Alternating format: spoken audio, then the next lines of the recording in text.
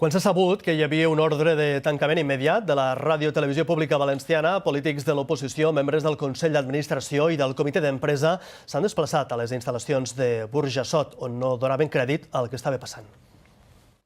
Jo en aquests moments tampoc sé si sóc conseller o no sóc conseller del Consell d'Administració de la Televisió Valenciana, perquè l'estil d'aquest govern és no informar de res.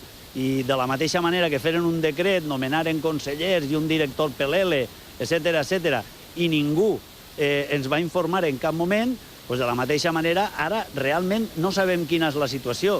La situació real, l'única real, és que han tallat la ràdio i que estan intentant tallar la radiotelevisió, també la televisió de tots els valencians. I que això és una situació inacceptable i que és un colp d'estat claríssim.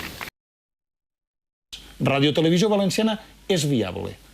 Els costos laborals dels treballadors no han generat els deutes que hi ha en aquesta casa.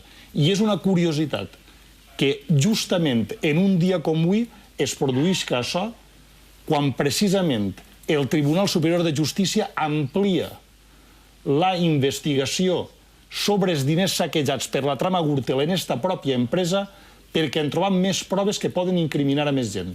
Recordem, hi ha 4 exdirectius de Radiotelevisió Valenciana imputats en la trama Gürtel.